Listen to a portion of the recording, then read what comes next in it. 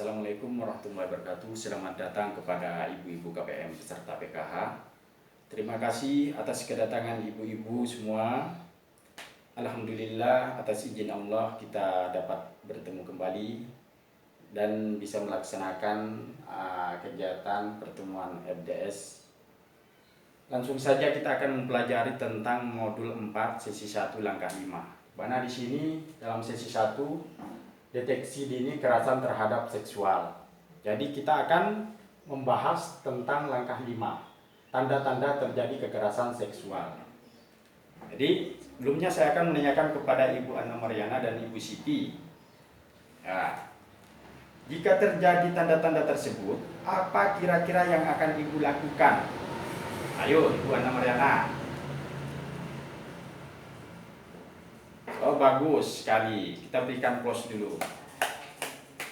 Nah, sekarang Ibu Siti. Oh baik sekali juga, sama-sama baiknya. Oke, berikan close dulu.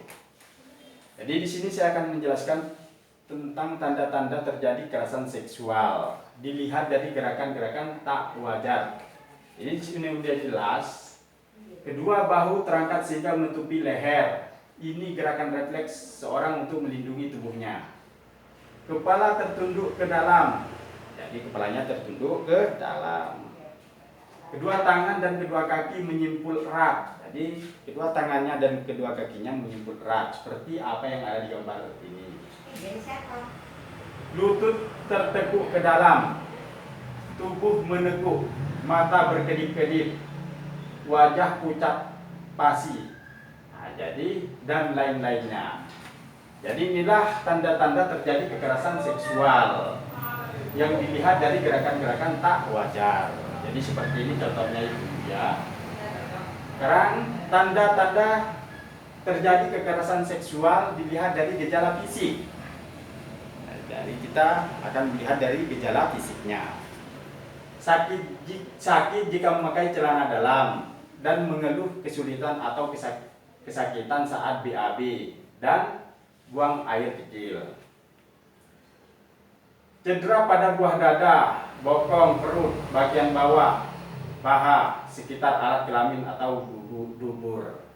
Jadi cederanya itu pada buah dada, bokong, perut, dan bagian alat kelamin. Memar di bagian tubuh atau gigi. Cedera atau tanggal saat pelaku menyergap dan memaksa korban merapat di dinding dan korban melawan. Nah ini. Jadi pada saat pelaku itu merapatkan di dinding dan korban saat melawan itu juga terjadi kekerasan seksual. Cara jalan yang tak wajar, agak mengangkang. Jadi cara jalannya itu tidak seperti biasanya ibu-ibu. Jalannya itu agak mengangkang. Tidak seperti biasanya. Ditemukan bekas bercak darah atau cairan di celana dalam anak. Dan kemungkinan ditemukan bagian pakaian yang robek atau kancing yang lepas karena ditarik paksa. Jadi sang pelaku sangat brutal sekali dengan cara memaksakan diri sampai ditarik paksa sampai pakaian dan celana robek.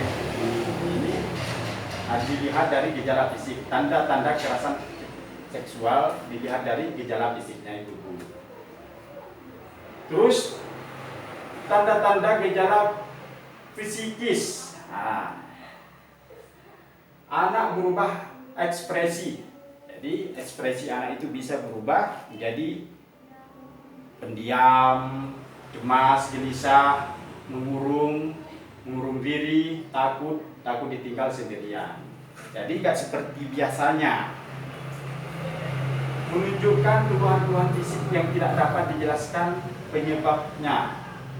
Jadi seperti pusing, sakit perut, atau masalah makan. Terus sulit tidur dan mimpi buruk diikuti mengigau. Jadi anak tersebut kalau tidur sulit sekali dan sering juga meninggal.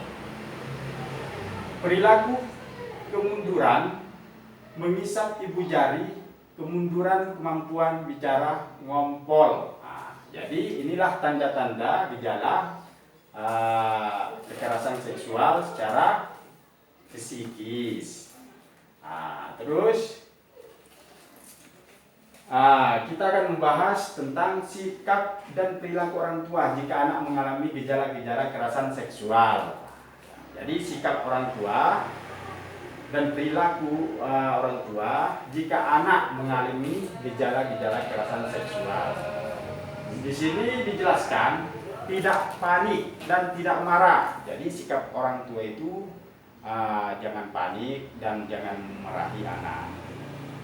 Peluklah anak erat-erat untuk menunjukkan bahwa Anda sangat menyayangi mereka. Jadi sebagai orang tua dengan cara memeluk anak dengan erat-erat untuk menunjukkan bahwa Anda sangat menyayangi mereka. Terus yang ketiga, sampaikan bahwa tidak ada satu orang pun yang boleh menyakiti mereka dan apapun yang terjadi akan tetap memberikan perlindungan. Jadi sebagai orang tua kita harus melindungi anak kita dengan kasih sayang, dengan baik. Jadilah pendengar aktif tentang cerita dan pendapatnya. Jadi sebagai orang tua juga kita harus mendengarkan apa yang diceritakan anak kita, jangan mencuekin, biar tidak mengganggu pada pemikiran anak tersebut. Mintalah pertolongan ahli, lembaga-lembaga layanan. Seperti apa ibuku? Seperti ahli medis yang bisa mengetahui. Terus laporkan ke polisi. Jadi apa yang dilakukan orang tua selain tidak panik dan tidak marah, laporkan ke polisi kalau terjadi gejala-gejala kekerasan seksual pada anak kita. Jadi dalam deteksi dini kekerasan terhadap seksual ini kita dapat menyimpulkan bahwa peran dari orang tua untuk menjaga anaknya juga harus bisa lebih aktif lagi biar anak terlindungi dengan baik. Itu perlu sekali untuk peran orang tua. Jadi mungkin hanya ini yang bisa saya jelaskan dan saya sampaikan kepada ibu-ibu. Sekian dari saya, mohon maaf kalau ada kekurangan. Insyaallah kita akan bertemu untuk bulan depan. Kita akan membahas tentang sesi modul 5 sesi 2. Terima kasih. Assalamualaikum warahmatullahi wabarakatuh.